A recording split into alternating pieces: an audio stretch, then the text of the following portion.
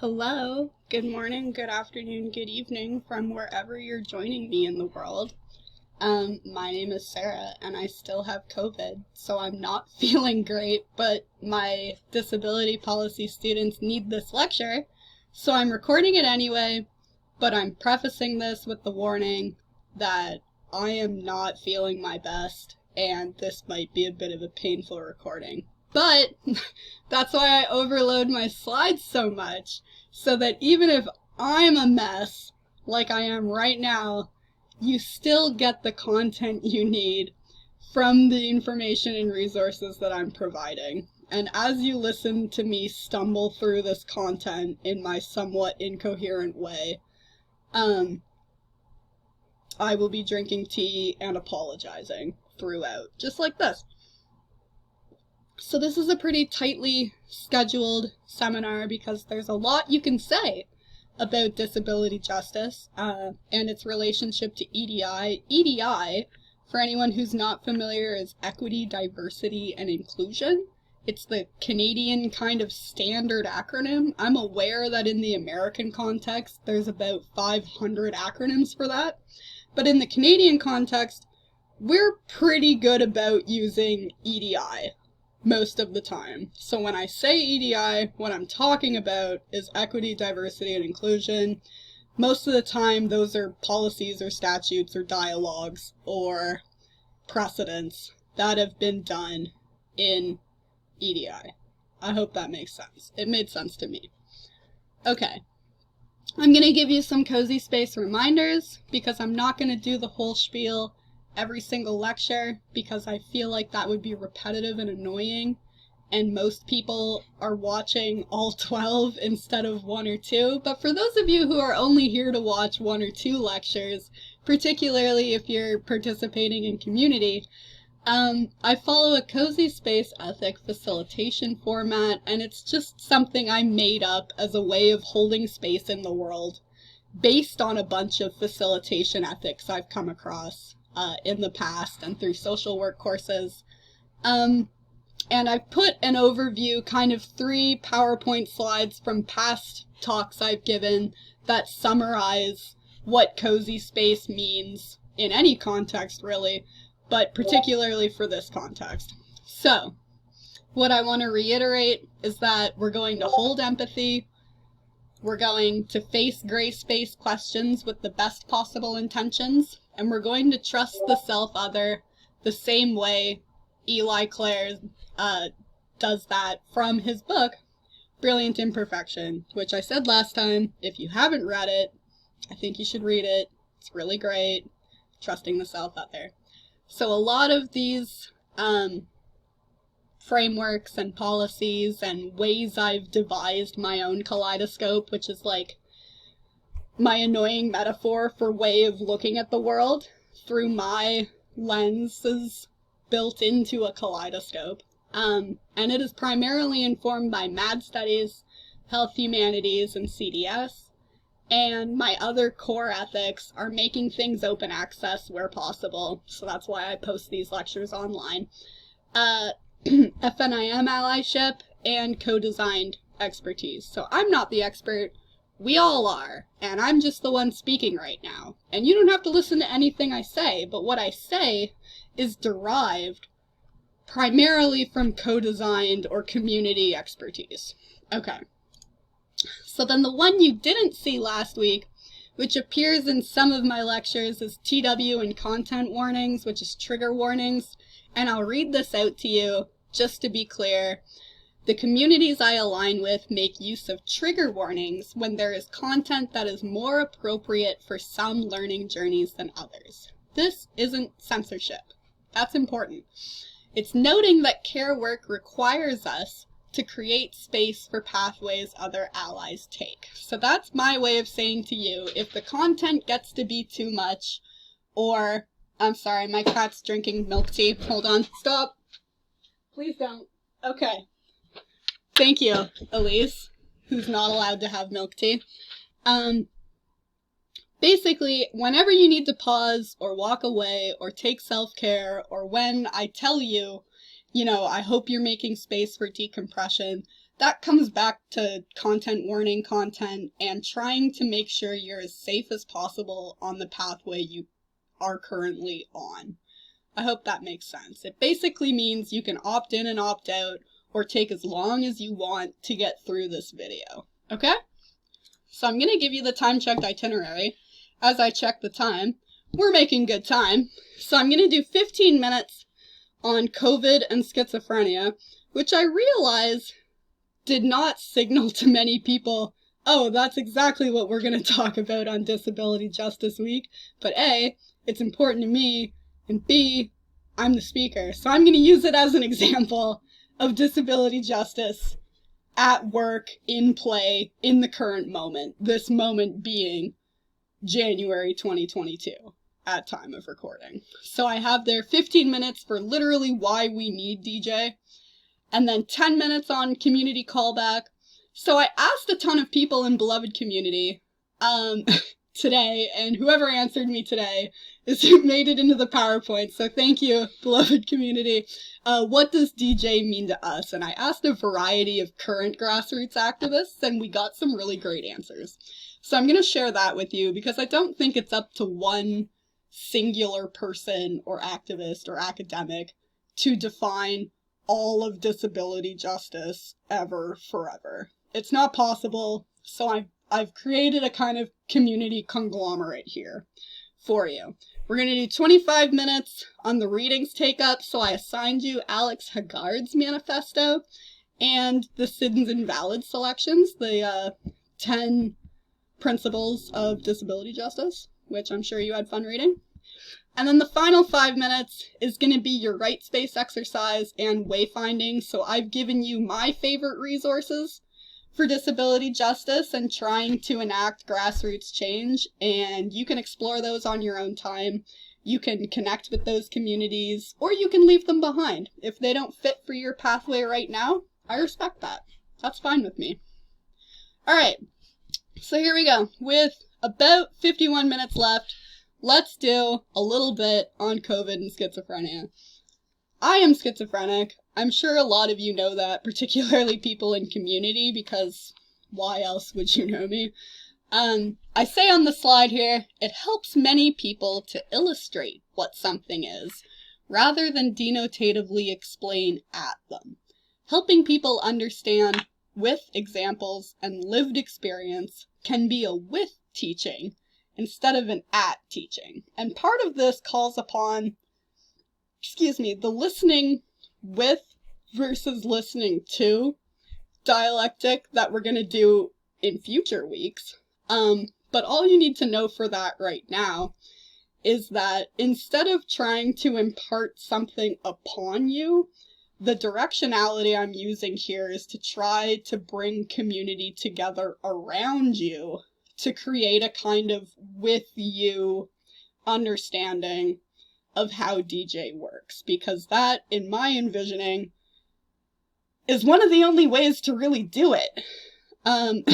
And people who've been doing this far longer than I have can totally correct me if I'm wrong here, but this is how I've seen this come about. And if I have an hour to explain to you what this was the method I came up with. So I also have written here, similarly, DJ is a verb, and trying to render it static through rote defining won't render it in the light it looks best in. It also renders differently through every body-mind's kaleidoscope. So here I am again with the visual metaphors, which I'm working on. But for now, given I am an imperfect theorist, if we go back to what I said last week about the kaleidoscope, and how every lens in your kaleidoscope is informed by different factors and intersectionalities that make up who you are in this world and all the ways in which you think about this world. And it's colored and sparkled and glittered by other experiences you've brought in and stories you've heard and theories you've learned about and degrees you've acquired, etc., etc. And it creates this very unique super lens with which to look at the world. So I'm saying, through our personal, no one has the exact same one as us kaleidoscope, DJ kind of acts similarly from within that. So the way I see it, based on everything I do and think and see and learn and unlearn, it renders a little bit differently through my lens work than it will for yours, or for Leah's, or for Travis's, or for Dakota's, right?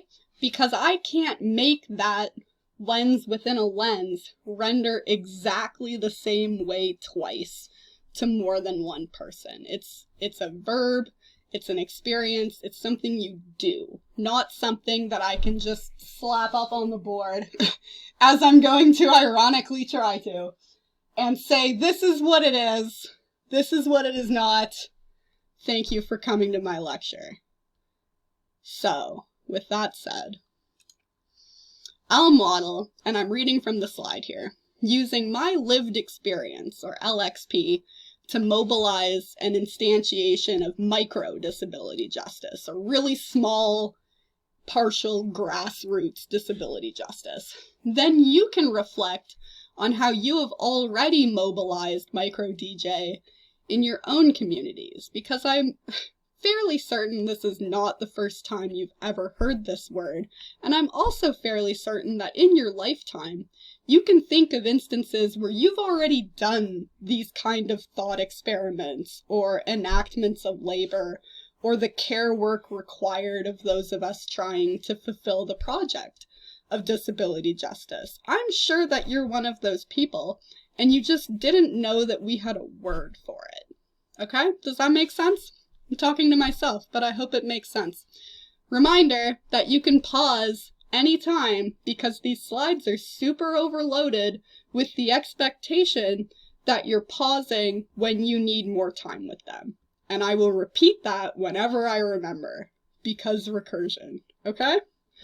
So I have here, there is a very complicated problem happening right now in the schizophrenia community under COVID. And this means a lot to me as an LXP member of the schizophrenia community. So that's my bias here. I have a bullet point that says, the strongest predictor of dying from coronavirus is advanced age. And if you've turned on the news in the last 2 years, you have heard that. The biggest possible predictor for mortality rates in COVID is your age. It's people 80 plus who are dying the most of coronavirus. And there are a variety of reasons for that. And we've come to accept that as part of the complicating factors of the disease, right? So what you might not know, because none of my friends did, and my friends are all disability activists, is that the second strongest predictor is a diagnosis of schizophrenia, which I know sounds weird to you, and that's because it is weird. And I showed you this in JAMA Psychiatry, in Frontier Psychiatry, in Nature, and the International Journal of Infectious Diseases. In 2020 and 2021, all 4 of these major publications published that schizophrenia is the second leading cause of death as a complicating factor to coronavirus. So I'm going to go further into this. How is COVID detecting schizophrenia and killing them at 2, 3, and 5 times the rate of other hospitalized patients? I wish people would stop talking. I am going, you know what? I can solve my own problems here. I'm going to just close this, and we're gonna, okay, I think I did. I think we've successfully gone right out of it. Sorry about that. So how is COVID detecting schizophrenia and killing them at 2, 3, and 5 times the rates of other people who get hospitalized? And 2 is for the American study, 3 is for a US and a Canadian study, and 5 were 2 Asian studies. So I said on the slide, to answer this, you have to look at the data that they give you intersectionally, which we spoke about last time as from like a variety of lenses and complicating factors happening at once, and sociopolitically at the data. So I put a bullet point here that says, we already know that persons with comorbidities, which is a fancy way of saying they have,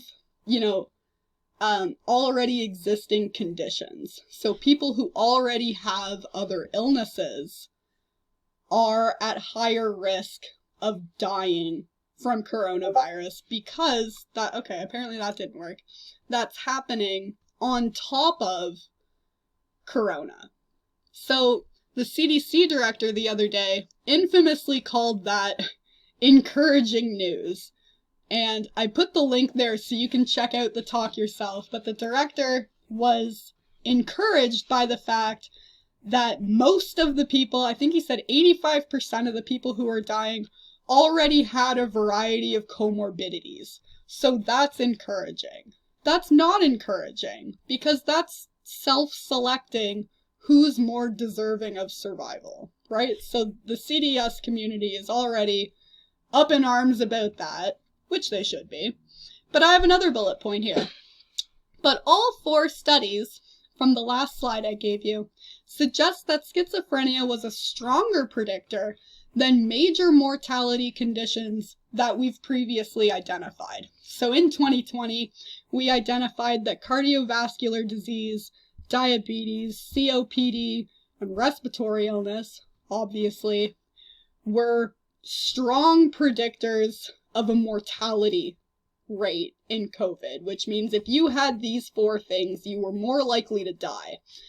And now it's come out that schizophrenia beats the shit out of all 4 of these, and they die at much, much higher rates of a respiratory illness than people who already have respiratory illness. So at this point, you should be really confused. And I was too. So I started reading closer. And I found, reading the bullet point, that among SMI classes, SMI is serious or severe mental illness. That's a UK term that gets used a lot in the US as well. Only major depressive disorder came anywhere close to the mortality rate of schizophrenia, and that was only 1.5 times. Even in fully adjusted data sets for things like other comorbidities, demographic stats, age stats, other conditions that might skew that data, they normalized all of it, and schizophrenia still came out as this outlier, massive predictor of whether or not you're going to die of COVID. So then I put healthcare inequity for SMI class illnesses, so severe mental illness, generally the ones that people are afraid of, like bipolar 2, and dissociative identity disorder, and schizophrenia. All the ones that comic book villains generally get are SMI class illnesses, okay? And the inequity for healthcare access for these populations is already well documented. We could do a whole lecture just on that. Mad Studies is kind of about that, and we'll get to that next week. So now we're sitting here, and we're looking at all this data, and I'll give you some quotes from the journals themselves. From the University of Manchester, over half of the excess risk could not be attributed to any of the socio-demographic, clinical, pre-existing, or lifestyle factors. So that's a fancy way of saying that we looked at every comorbidity or biological condition that could possibly come up with a 2.6, a 3, or a 5 times multiplier, and we couldn't explain that multiplier. That's a problem. We'll come back to that. Quote from Nature, which is like an enormously popular scientific journal. Among people who were hospitalized due to COVID-19, over half of those with schizophrenia, so about 53%, did not survive. And you compare that to statistics that you get from the hospital, where very few people are actually dying of COVID. And I think if it came out that the Norm Corps had a 50-50 survival chance if they were hospitalized, that would be a really big deal. So why isn't it a big deal for specifically schizophrenic people?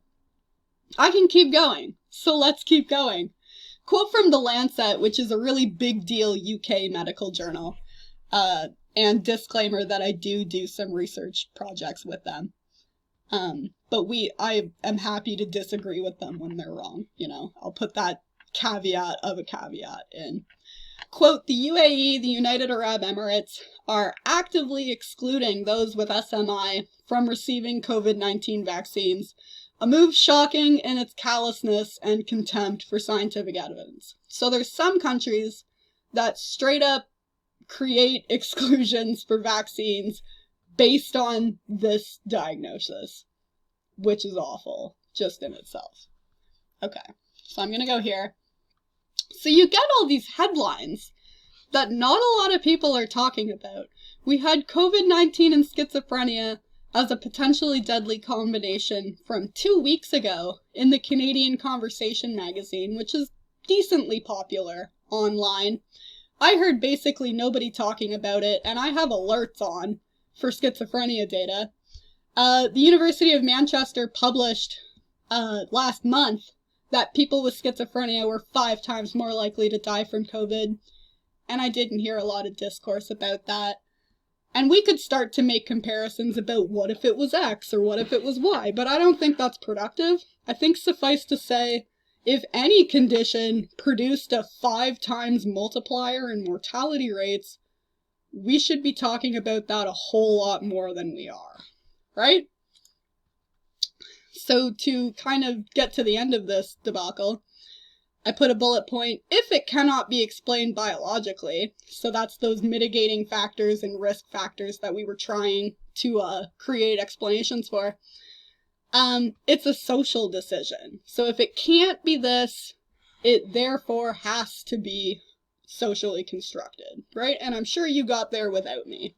We are choosing who gets to live and who gets the resources. And you can make a straight line from this to modern eugenics. I'm not a eugenics theorist, per se, but that's just a really obvious connection. So the second bullet point says, many articles cite, quote, comorbid conditions, which we already accepted as eugenicists. So that was all, people on social media went nuts when the CDC director was encouragingly posting about only the comorbid people are dying. So aka only disabled people are dying, which I hope he regrets. But you heard about that, right? But they're also citing homelessness, high infection sites, and when you read closer, they're talking about prisons as this high infection site that keeps coming up. And, quote, challenges with insight. And this is where it gets really interesting, because if you go beyond all these comorbidities and biological problems from taking things like antipsychotics and being in group homes and being in psych wards, in the event you get out, you're facing prison or more psych wards, but you're also facing this very biologically based assertion that gets spoken a lot in medical models called the challenge with insight. And that basically means that the patient can't think through an appropriate solution for themselves. Which I'm not sure how they're going to prove that, but this bullet point says, reading closer, insight failure is the patient not seeking appropriate treatment. But if they're also statistically homeless, incarcerated, or on psychiatric hold, and I didn't pull that out of nowhere, I'm pulling that from they're literally claiming that homelessness and prisons are part of the comorbidity rate happening. These people don't have the option to seek appropriate treatment because they don't have the rights written in policy to be in charge of their own treatment if they're incarcerated in this way. So we're incarcerating them, and then we're saying, but they have serious challenges with their insight. That doesn't make sense. You can't have those two things at the same time. So I put as a bullet point here to summarize this argument. COVID isn't targeting schizophrenia. Our healthcare policies are. We are choosing to let them die in the circumstances where we only have so many ventilators. People with schizophrenia are disproportionately being selected to not receive that care. And that's important. That's really bad, right? Especially, biased as someone with schizophrenia. So then I put a screen capture of a tweet that I did this morning. And the tweet is a thread explaining all of this to Mad Studies and CDS Gang on Twitter. And it says, COVID and schizophrenia thread, did you know that the strongest risk factor for dying of COVID is age? Probably. Did you know the second strongest risk factor is schizophrenia? Let's talk eugenics because I have schizophrenia and COVID and I don't want to die out here. So I said micro-disability justice in this context was the ability to read between the data sets and warn other schizophrenics or people in Mad Gang or people in CDS Gang that schizophrenic lives are being intentionally sacrificed.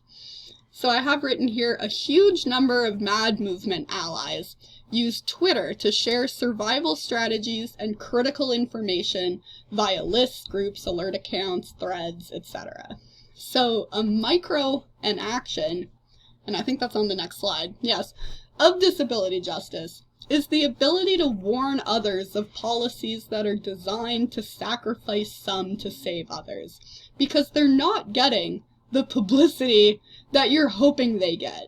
If you're relying on the normcore media to tell you these facts, your heart's in the right place, but it's not going to happen, okay? So I said it acts as a counter system to that normcore design or that normcore media system that perpetuates some narratives and buries other narratives. And if you're active in disability theory or disability rights, you're already aware of a lot of these self-perpetuating dialogues, right? So I wrote here a speaking with self-voiced community framework that seeks to protect and raise up voices that are dying 2, 3, 5 times more than normal COVID patients. That's how DJ is working in this context. If you didn't know this was happening, the system was working as designed. That's, there's an expression, that's not a bug, that's a feature. That's this, right here. You not knowing that this was occurring is a feature of the healthcare policy system, not a bug. Okay? So I used that as a kind of micro example of why disability justice is necessary, right? So now, with 30 minutes to go, I've got community callback on the slide, and the subtitle says, Weaving Our Way Through Defining DJ as Spoken With Alongside Beloved Community. And there's a lot of Sarah knees in there. Basically, spoken with instead of speaking for is a community framework way of interacting with the world. And that pulls from an FNIM theorist named Dylan Robinson, who wrote this really phenomenal book called Hungry Listening in Sound Studies. But a lot of it was about listening with versus listening to. And I'll go over that in the week where I actually have Dylan Robinson's theory scheduled. But that is a really phenomenal theory from a really phenomenal FNIM Vancouver theorist. Okay? So what I did here, and I'll show you along the left-hand side here, I'm signaling a number of slides. When I was trying to go about defining disability justice for you, I decided there's no one person whose definition I completely and totally agree with. And then I thought, B, I don't think it would even be fair to just use one person's definition. So what I did was contacted a number of allies that I have in beloved community, and I love them to death. They all do great grassroots work. They all do phenomenal publications on disability and disability justice and disability frameworks. And I put them alongside what I would call canonical definitions, or what most people outside of CDS would say disability justice is. But those definitions are also drawn from within disability. So it's like the normcore using CDS Gang to define something outside the normcore, and then we're repurposing that for inside the CDS framework. Does that make sense? So they took it, but we're also taking it, but we're taking it for different reasons. So these two are canonical definitions. Patty Byrne, who is the co-creator of Sins Invalid, which is an artistically leaning disability justice collective. It's hard to overstate how famous this is. I'll go into it more later. She has a really, really phenomenal definition of disability justice. Patty says, disability justice is a vision and practice of what is yet to be, a map that we create with our ancestors and our great-grandchildren onward in the width and depth of our multiplicities and histories, a movement toward a world in which every body and mind is known as beautiful. So she's dreaming of more intersectional equity, essentially, in 5 seconds. That's what Patty Byrne's on about. Naomi Ortiz, also American. This is via the Disability Philosophy Foundation Network, which is a really well-known network of people who publish often in disability. Naomi says disability justice is the cross-disability, sensory, intellectual, mental health, psychiatric, neurodiversity, physical, mobility, learning, etc. So those were all just defining ways of being disabled or in disabled community. A framework that values access, self-determination, and an expectation of difference. And she uses the word expectation here, not to mean that you're required to be different, but that everybody's already aware of difference, kind of like what I was talking about with the kaleidoscope, where you come as you are and everyone's already aware that no one is quite the same as you. So it's a more complex way of being with others in space. Leah Lakshmi Pievsana Samarasana is like God's gift to disability justice activists. I love her to death. She wrote a whole book about this. It's called Care Work. I've read it 4 times, and I love it every time. I think she has a couple stabs at the definition, but my favorite take of her speaking about DJ is when she says, creating space to tell disability stories is a way that we remake the world. I can create the movements that are going to save my life, that aren't going to leave me behind. So there's a lot of self-determination there in what determines what care work and disability justice looks like for her. And then from Project Let's, which is an American group standing for Let's Erase the Stigma, they do a lot of DJ and CDS work in the American context, particularly in fundraising. And they define it as recognizing the intersecting legacies of white supremacy, colonial capitalism, gender depression, and ableism in understanding how people's bodies and minds are labeled deviant, unproductive, disposable, and invalid. So those are the canonical definitions. But what I wanted to do was supplement that with grassroots activists who I asked, as a knee-jerk reaction and as non-academically as you can, and I think every single person who answered said, I'm sorry, it still came out academic, but we tried, right?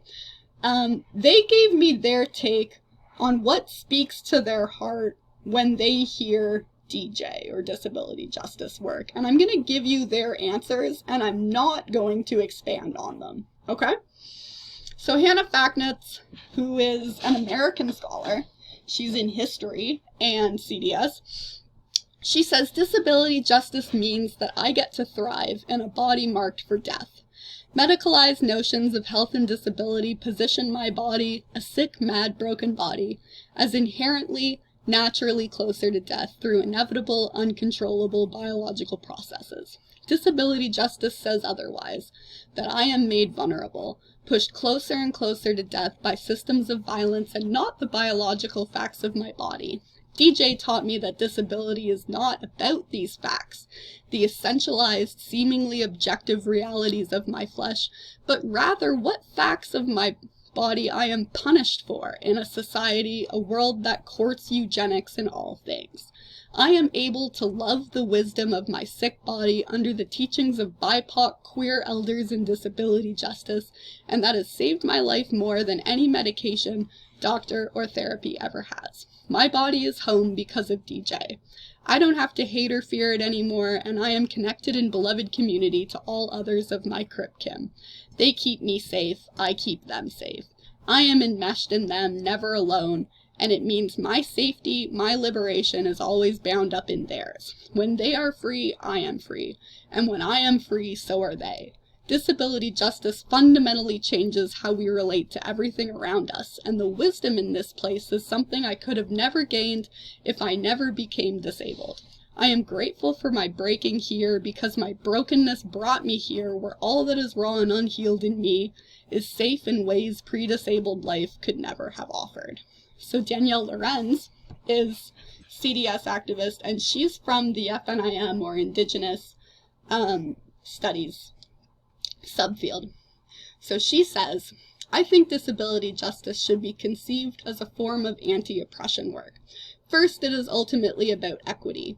Disability justice is the recognition that not all body minds have the same capabilities, and that is a normal, regular part of humanity and always has been.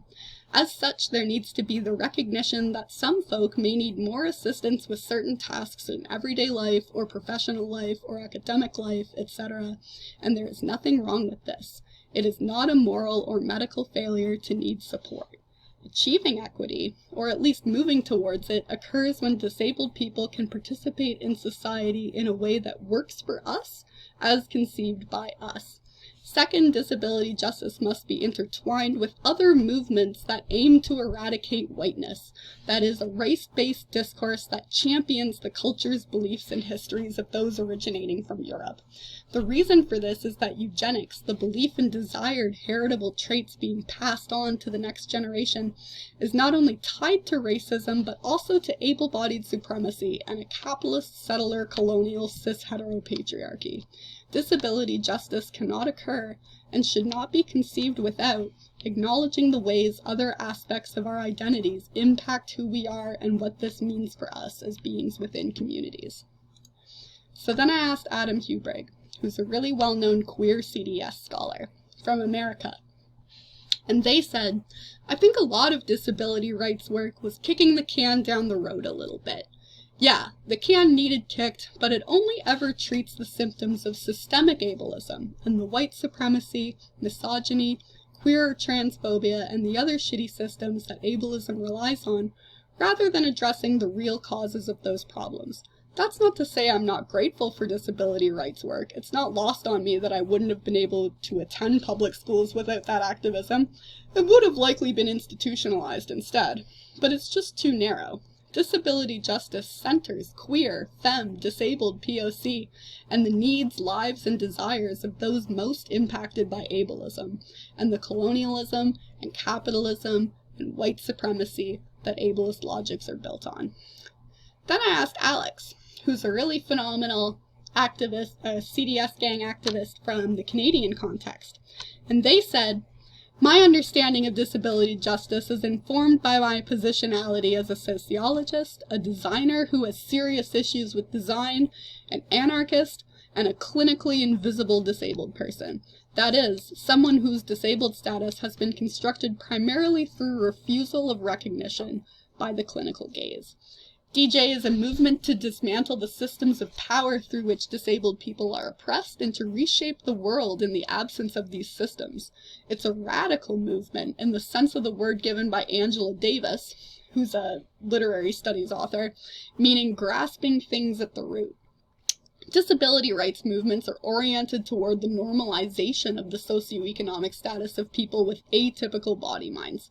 Disability justice, which originated with the work of disabled people of color and which is explicitly intersectional in its orientation, recognizes that efforts toward normalization in a structurally unjust system will always benefit only a few marginalized people, and will further entrench the marginalization of the rest. Indeed, normalization through accommodation and assimilation can be understood as another modality through which society pursues the ontological negation of disability. From my perspective as a designer, implementing DJ means reevaluating the things we normally accept as design constraints, or immutable parts of our socio-technical ecosystem, and taking them as our design problems instead. For me, that involves figuring out how to abolish the clinic, which is a crucial system in the construction of disability, both through designation of certain body minds as deviant and through refusal of the embodied realities of body minds that expose the limits of the anatomical clinical gaze. Okay. So then I asked Elaine LaBerge, who's a Canadian socio-political theorist who does a lot of work at the intersection of disability and classism. And she says, disability justice to me is one, something that everyone cares about and recognizes. So when people don't shovel their sidewalks, they know this causes horrible problems for folks with mobility challenges. 2, we are all engaged in fighting against the very big things that make us mentally ill or make mental illness worse. Example, unis who cause mental illness or governments relying on apps to try to get mental health to me is the opposite of disability justice. 3, not making people have to perform disability porn the way that unis make us perform poverty porn, and governments as well. DJ is that every friggin' life should be held sacred and that a life shaped by disability is not a less than life. 5, and again, DJ is something that we should all be engaged in, even if disability doesn't directly impact the person we're speaking about. So then I asked a lot of people. I asked Anne Gagné, who's an educational developer with the University of Toronto. And she said, in general, I worry about the term justice because it is so heavily weighted etymologically and socioculturally to law. I worry when the term disability justice is used. What people connotate is what the bare minimum I need to do to make what I am doing legal, quote. As a result, I usually like the term integrity instead. I like it because it connotes that the work needs to be integral to anything and integrated in everything. It also connotes the kind of reflection needed to do the good work. Then I asked Travis, who is a very well-known 18th century CDS theorist, and he does a lot of poetry and creative writing around disability as well. And he said, very briefly, I might define disability justice as an ongoing project of radical imagining that recognizes and revalues the fullest range of body minds. But he also mentioned that he loved Patty Byrne's definition, which is the one that we started with. And then I asked, and this is the last one, Rose Yasha, who's an American CDS theorist who does a lot of work in the anti-oppression MAD context, and a huge amount of work in anti-psychiatry, which is a sub-movement we'll talk about when we're talking about MAD studies. So she says, disability justice means providing equitable resources to affected individuals. This should be accomplished without breaches to autonomy, confidentiality, and human integrity. Disabled persons that have been placed into carceral systems, psychiatric facilities, prisons, rehabs, should not be penalized by professional institutions. Employers should be trained to discuss specific accommodations for disability. Furthermore, mandatory training amongst employees should include paradigms of collective access, intersectionality, and solidarity. The course of disability is fluid in nature. As a result, ethical guidelines should be subject to modification in order to meet individual needs. So thank you everyone in beloved community for taking a stab at what disability justice means to them. I think we all collectively failed at not doing it academically. I'm going to call it. That was not a good showing for non-academic definitions. Well done, everyone, but I couldn't do it either, you know? So if you want to go back through that video and sit with those definitions from those different spheres of grassroots interaction, I encourage you to do that. And I read them all verbatim because I think it's really important to hear disability justice from these lenses in their words. So I know it took a long time, but it takes a long time to look through this many kaleidoscopes, right? So now really quickly, with 15 minutes left, I'm going to do the readings take up. And the slide says what Sins Invalid and Alex Haggard add to the conversation about DJ in the North American context. And we already heard a little bit from Alex, just because I love them to death. But we had a reading from them as well. Okay, so Sins Invalid, as I said before, pretty difficult to overstate the kind of essential core nature of this American artistic-leaning collective for CDS work and disability justice has on disability justice as a whole. They are, like, trying to think of something similar. Like, if you think of shitty Canadian pop music, you know, and everybody kind of thinks, oh my god, Justin Bieber, iconic. Sins Invalid is kind of iconic to disability justice work, and I'm aware that analogy sucks, but I'm tired and sick. So there was actually a whole book that came out about this at the end of last year, and I read it, and I'm reviewing it for somebody. It was called Crypt Kinship by Shada Kafai, and the whole thing, it was like a 250-page book, was all about the justice journey and the art activism projects and performances and presentations of the Sins Invalid collective. And I would 100% recommend that if this is a lecture that's really speaking to you. But to do Sins Invalid in 5 seconds, you know, you can't do it without mentioning the major players who always get mentioned: Patty Byrne, Mia Mingus, Eli Clare, who I kept referencing with Brilliant Imperfection, Stacey Milburn, Sebastian Margaret, Leroy Moore were kind of the core of that grassroots collective. And they came up with the 10 principles of disability justice, which was your reading. And I'm not going to read them out to you verbatim because I'm aware you can read, but this is the graphic that they've designed in their group for this. And it's kind of hard to read, ironically. So I put 10 principles here, and I'm just going to go through them really quick for you. And if you haven't done this reading, please at least read the Sins Invalid stuff, because this is really, really foundational content to understanding the links that all of these theorists were making between deplatforming whiteness and intersectionality and participation and voiced first and speaking with instead of speaking for. All of these things come together and start to meld and weave within each other through representation of these 10 principles. Okay, so they're intersectionality, which we went over last week a little bit. Impacted leadership, so those of us most affected are the ones leading the charge kind of idea.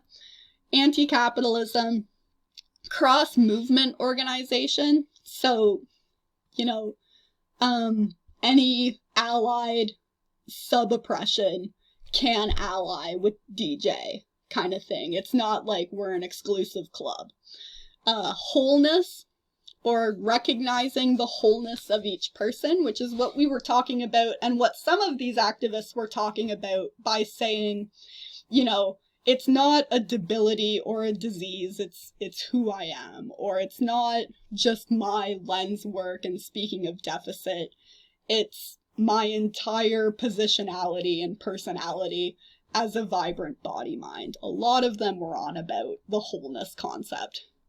Sustainability, so how long-term you can branch this out.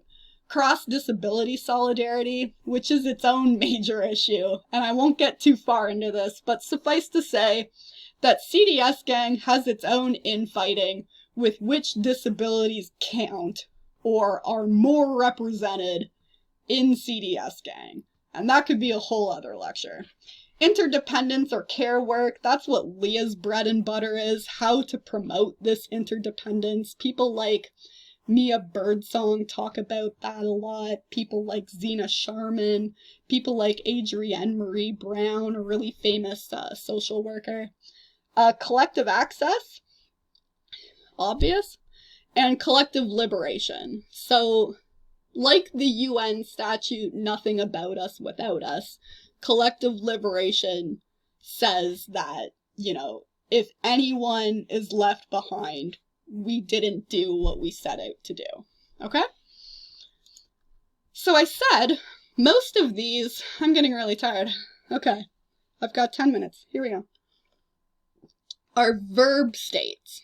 So action words. You can't so much show disability justice as be or practice disability justice. So it doesn't exist as a noun or something that I can point to and say, that was DJ, even though I'm kind of trying to here just to teach you. You have to be or enact it or be forever confounding these states of trying to learn and unlearn and relearn and keep practicing until you're better at it. And I'm still practicing too. I am by no means a perfect activist, and I'm sure plenty of people can comment on that. So I've said here, as a way of summarizing everybody, and kind of if I were to try to take a stab at DJ, I say it's recognizing who was left behind in other instantiations of CDS. It's recursive work that's done every day. It's unlearning and building up. It's seeing the self as other in beloved community. It's love by default and anti-exclusionary. And it's hard, transformative work we do for ourselves on purpose. So you'll notice, clever students, that a lot of this language here, self as other and left behind and beloved community and loving by default, that we do for ourselves on purpose, sounded familiar to you. And that's because a lot of this informs how I ended up making the cozy space ethic. So a lot of that language is directly transferred from my own understanding of disability justice and how to enact that kind of care work in the classroom. Fun fact. Okay. So then we move over to Alex Haggard, the Canadian CDS warrior. And I set up here Alex and the Canadian DJ Alliance. The manifesto document I had you read, which had a ton of hyperlinks that I hope you clicked on some of them because the examples were phenomenal. And these are the kind of important notes that I wanted to make sure that you highlighted, okay? So, quote, when disability rights concerns are further fragmented as a result of their practical implication at more localized levels of government, this will result in disability activism, or rather advocacy, that is dominated by impairment-specific interest groups, dominated by interest groups with a top-down organizational structure and minimal grassroots involvement, and is focused on services, more specifically on operational aspects of services. So another way of rendering this is we're taking really capitalistic, corporatized, autocratic definitions of disability work and disability policy making, and by trying to enact such corporatized, autocratic, mini situational, bureaucratic disability policy making, we're not creating the policies that are actually inclusive of everyone. We're doing a lot of piecemeal policy making for whoever supports capitalism the best. So whoever can mimic the system that's already in place gets the statutes they want. And that is the opposite of DJ. Okay?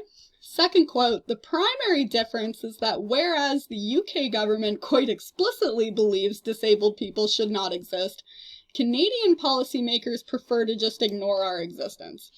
In the end, it amounts to kind of the same thing. So Alex is pointing out a distinction without a difference clause here, insofar as if you're choosing to ignore the problem, ignoring the problem makes you just as guilty as asserting outright that there isn't a problem. And we'll talk about more of disability and COVID in a second as a way to illustrate that. And quote, it situates disability in relation to sport. She's talking about the Committee for Sports and Disability, I think is what it's called, which is atrocious. Thus calling out to the tradition of para-athletics and setting up the supercrip narrative as the default image of disability in the context of federal policy making in Canada. So they're talking about the supercrip dialectic as representative of all of disability in Canada. So by making our, what do they call it? Our council, I don't remember, our board, sports and disability tacked on to the end, like, oh shit, we don't have one for disability. We're also making a narrative there between the importance of Paralympians and disabled people, or the importance of a beautiful mind SMI class illnesses versus regular SMI class illnesses. The problem with the supercrip narrative is that in order to believe that there are supercrips, you must also believe that there are lesser crips, and these crips are therefore less deserving of services and care and justice and allyship than the supercrip population, which is what Elaine was talking about with the disability porn dialectic. And we could do more about that if you want to. I don't know how much you want to talk about supercripping. So the other quote I wanted you to see, so much like our activism, Canadian disability discourse seems stuck in an individualized, medicalized mode of thinking. And as with our activism, I believe this is due in large part to the fragmentation of the Canadian disabled community and the effacement of Canadian disabled identity that has resulted from the devolution of disability-related policymaking and service delivery, and the consequent construction of Canadian disability as an individualized medical phenomenon. So there's a couple different things working here, but really quickly, if you make it an individual problem, it makes the problem look more trivial than a systemic policy problem. If I can always point to, well, you're an exception to the rule, nobody sees the need to remake the rule because there aren't enough exceptions. So part of what Alex is pointing out is that there are so many exceptions that calling it an exception to the rule is misrepresenting the problem. And I would agree with that, and pretty much everyone in CDS gang would agree with that. The other thing they're picking up here is the medical model or the medical mode of thinking. If you can ascribe it to biology or a born difference or something that we can't help or prevent, we are excusing the responsibility to create policy making for it because that's a them problem. If we make it an us problem, we have to accept things like the social model of disability, which I know a ton of you are familiar with, and it basically says that we reconstruct debility by how we construct superability. And there are people who speak to this a lot better than how I speak to this, but something like the university system is infamous in how it uses superability to therefore construct disability.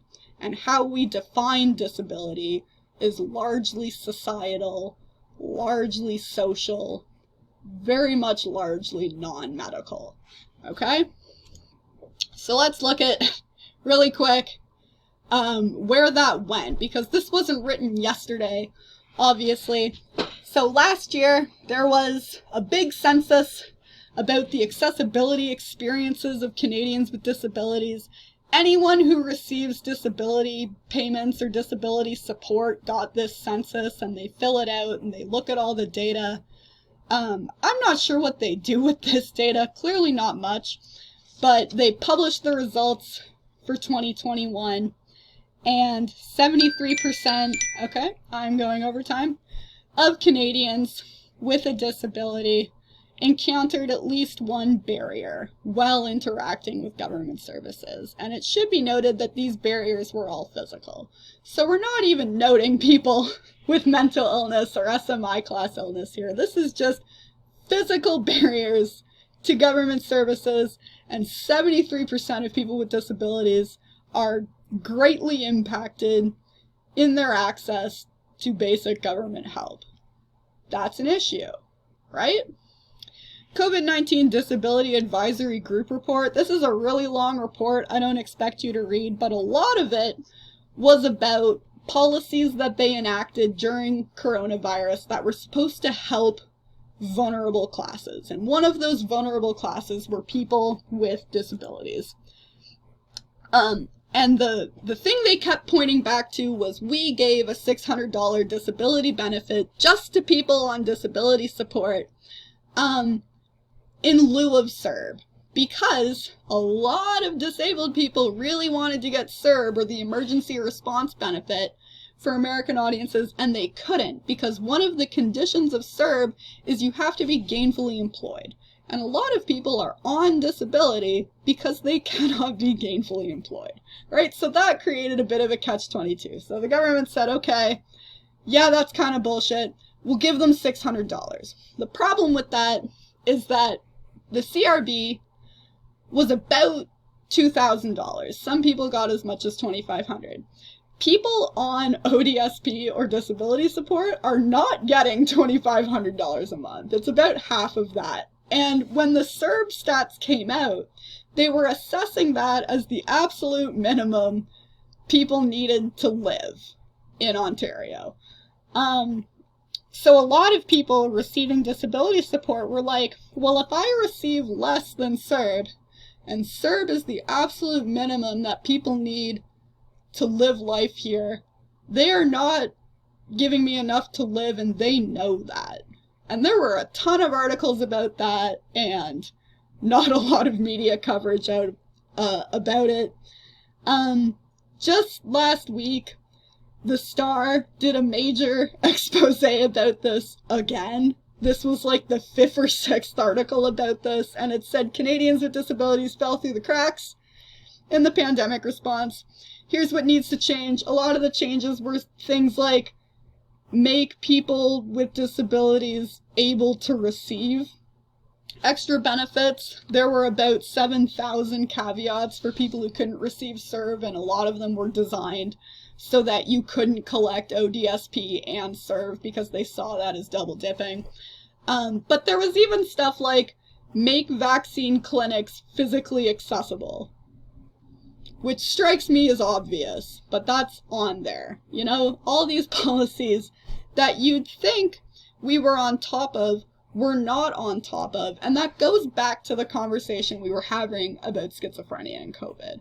It doesn't come down to a biological problem.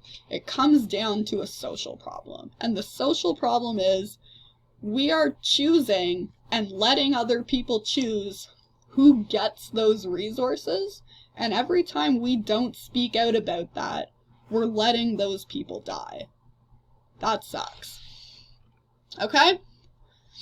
So, if you want to learn more about disability justice, because I tried to do it in an hour, but that project is kind of impossible, I made a slide of DJ or CDS or MAD collectives I personally like from all of my research and organizing and grassroots efforts.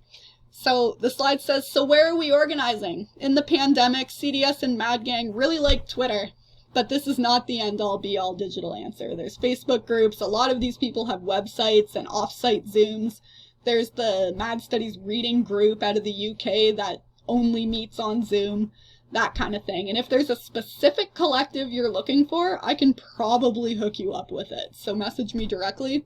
The ones I've named here, Sins Invalid, obviously, Canadian Disability Justice Alliance, obviously, those were the 2 readings you had today. But there's also the Disability Justice Network of Ontario with another organizer named Sarah. She's great. Project Let's out of America, and the Disability Justice League from Bay Area is where Kazuhaga organizes. I love everything he writes. He wrote a book called Healing Resistance about organizing for disability justice and equal rights justice and racial justice. He's incredible. The Fireweed Collective does a lot of great workshops on anti-carceral, on SMI, on mental illness, on organizing, on anti-suicidality. We have the Disability Collective in Canada, which is kind of our answer to Fireweed, but we don't have as many resources as Fireweed does. if you're looking for academia and DJ or academia and CDS, I really like the Neurodiverse Postgrad Researchers Network. The Disabled Academic Collective, Disabled in Higher Ed, runs an event every year just of grassroots organizers in academia. It's really fun.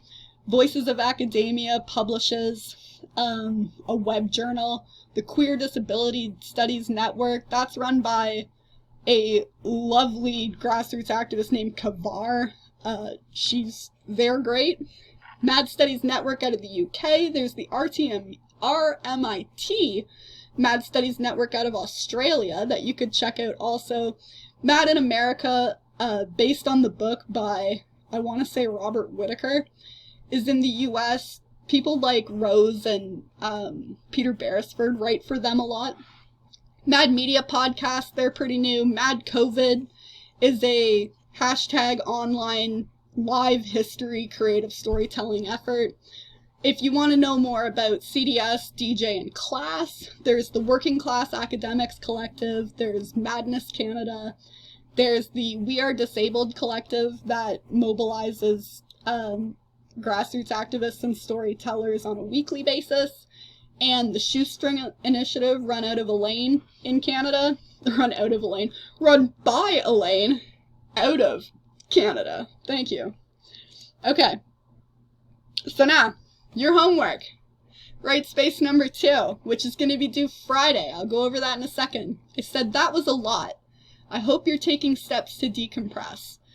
I'm taking a deep breath too. That was a lot of information. That was a lot of shared learning. I'm really glad you're still with me. This week's theme was micro-disability justice and activism. I think there is way more exploring of this to do, obviously. I want you to find an activist on Twitter that platforms disability justice, mad movement transformative justice, LXP policy calling, or similar. You decide what counts as activism. I'm not going to go over for you who counts as an activist, because that is not a good argument. If you think they're an activist, they're an activist. This is how we decide that in real life too, right? At what point is it activism? Is it a spectrum or is it a switch? Read their story. And I gave you a hint here. This might include reading not only their Twitter post history, but their website, their LinkedIn, their blog, their publications. Do some deep diving. I know some of you do this semi-professionally already on places like Instagram. Put that deep diving experience to productive use here. Now honor it like we honor those who trailblazed before us in other subjects. So I'm thinking of history, literary criticism, sociology, law. We retell stories of trailblazers over and over again. Why don't we have more CDS gang stories, or Mad gang stories, or DJ stories? I want you to write those stories. Write a 1.5 to 2-page narrative of their trajectory. How did they get started in DJ microactivism? How did their LXP factor into it? Where are they now? So then I have, for those of you who read the syllabus, write space number 3. And I wrote, in some weeks, I have 2 responses from you scheduled. Keep in mind that you can try to strategically skip some write spaces, but these activities are also your exam. So you're handing in, at the end of this term, your 5 best write spaces. So every write space you don't complete gives you less work to choose from at the end of the course. So keep that balance in mind. Also keep in mind our first writer's workshop is in week 4. You'll bring your best entry from the first 3 write spaces to your team chat. This is next week, not this week. And I'll walk you through an asynchronous workshop edit. Okay? So write space 3 is the same as 2. You're looking at the activist story and the activist trajectory, but you are the activist. Your lived experience activism. What does honoring your own narrative look like? Where do you hope this narrative leads in the near future? Where have you already been enacting disability justice work through your time at DS at Western? So then I've got Just a couple rule clarifications here. These right spaces are always due Friday at midnight, but you know I have no late policy because I trust you. You're gonna get it done when you get it done. You know your body mind best, but try for Friday. The word count is a soft limit, but I do expect at least 700 words in third year. That's about a page and a half. Citation style is up to you, but stay consistent. And you know what I've said about graceful citation and honoring those whose work that you've learned from. That's a gratitude exercise. We're always citing our beloved communities, right? If you can link their or your narrative to specific policies or specific institutional policies, please do so. That includes university policies, inpatient ward policies, residence policies, etc. And I've given you some contact information if you want to contact me directly. Okay? That's it from me. Thank you for suffering through this lecture. I know I went 10 minutes over, but I'm really glad you stuck with it.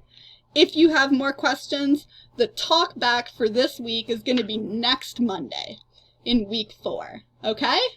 I love you guys. Stay with it.